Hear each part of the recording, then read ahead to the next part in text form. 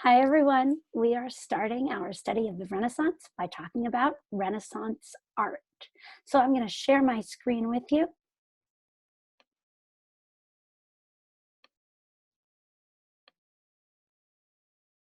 We can head on over here. I'm going to minimize myself and start the slideshow.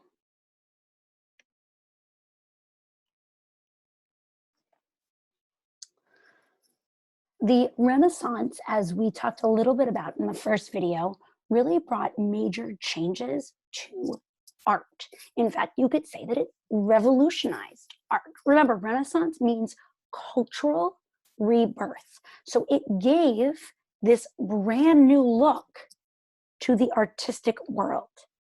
As the Renaissance occurred, artistic styles changed. Medieval artists used religious subjects and they tried to convey a spiritual ideal.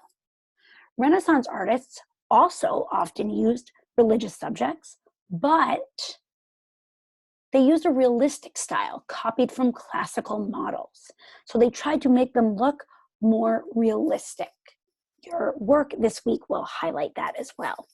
Greek and Roman subjects, the classics, also became popular. Following this new emphasis on the individual, painters began to paint prominent citizens. So they weren't only painting religious figures anymore. They still did quite often, but they also started to paint famous or important people. These realistic portraits revealed what was distinctive about each person. In addition, many artists, such as Michelangelo, for example, began to glorify the human body. So we are going to focus on four main artists. The first is Donatello di Niccolo di Betto Bardi. Donatello lived from 1386 until 1466. He made sculpture more realistic, and he focused a lot on trying to reveal personality in his work. He wanted it to seem as though these sculptures and the people he was sculpting had personality in them. This was something new. It had not been done before. He is one of the earliest Renaissance artists. Then we have Michelangelo Buonarroti. He lived from 1475 until 1564, so a little bit later than Donatello did. Obviously, if we go back, you'll see Donatello died in 1466, even before Michelangelo was born. Michelangelo was famous for the way that he portrayed the human body, both in painting and in sculpture. He designed St. Peter's Basilica, which is part of the Vatican today. I'm going to show you a picture of that in a moment. And he is also perhaps best known for this sculpture here. That is the David. David is over 17 feet tall. He is currently in Florence. He will stay in Florence in Italy. And you can visit him in the museum that he is in there. So if you ever get a chance to go to Italy, you can, and you are in Florence, you can go and actually see 17 feet tall is very tall. And when you stand at the base of the statue, the base is far above your head. So it is a very tall sculpture. He also painted the Sistine Chapel, which I will also be showing you a picture of. This is the Vatican, of course, where the Pope lives, the Holy City. So this is, if you look on the bottom left here, this is a map of Vatican City. So this, what you're seeing in this picture up here, that is St. Peter's Square and St. Peter's Basilica. This here is where the Pope would make a speech or an address, and people would gather here, as they are, to watch him speak. Anytime, if you visit Italy, if you visit Rome, you can go, you can see St. Peter's Square. It's an open public square. St. Peter's Basilica, open. You can get a ticket and go inside and see it. This is also a picture of the inside of the Vatican. It is very decorated, very ornate, lots of gold, lots of design, obviously all very religious. This is the Sistine Chapel. You may have seen these images before. The Sistine Chapel is a very holy, a very solemn place. You can visit it as part of a tour at the Vatican City. But when you go in, when you enter the Sistine Chapel, you are asked not to speak. Nobody speaks. Men and women are expected to stay quiet, to cover themselves appropriately.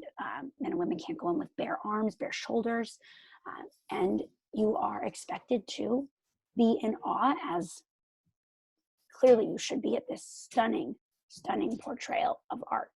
One of the most famous pieces of the Sistine Chapel is the creation of man. You see here God reaching out and touching Adam. It's that creation of man is what that is symbolizing. So Michelangelo painted this.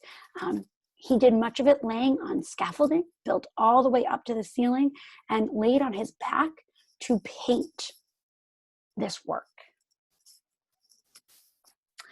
The next famous Renaissance artist we are going to focus on is Leonardo da Vinci, perhaps the most famous of them all. He lived from 1452 until 1519, and he was more than just an artist. He was also very interested in how things worked. His most famous paintings include the Mona Lisa here and the Last Supper. Sorry about that. He is well known for his designs, for the sketches that he did. To date, less than 20 of his paintings still exist in the world. They have been destroyed over time. Not that many were left over when he died in 1519, and it took a little bit of time before people realized the greatness of them. And so people did not work to save them at first. You can go see the Mona Lisa today. It's in the Louvre, which is in Paris. It is much smaller than you think it would be for such a famous painting. It stands behind, or I shouldn't say stands, is on the wall behind bulletproof glass. And then in front of the bulletproof glass is a wooden barrier, and then there is a rope barrier again there, and that's as close as you can get to it. The room does get pretty crowded, but definitely worth a trip if you are ever in Paris to go to the Louvre and see this incredible work of art. And last but not least, we have Raphael. He lived the shortest amount of time, born in 1483, and he passed away in 1520. He studied both Michelangelo and Leonardo as a young artist, and one of his most famous paintings is this one here. It is called The School of Athens, and it really uses perspective. So here, these people at the front all look like they are very close to you, very much at the front. But by using perspective, you can see that this part of the picture does look further away from you, further away from the eye. And that's the use of perspective in paintings. Now, you may have heard of these four artists before: Donatello, Michelangelo, Leonardo. These names sound familiar to you? Raphael. You might be thinking of the Teenage Mutant Ninja Turtles, and you'd be right. The Teenage Mutant Ninja Turtles were named after these four famous Renaissance artists.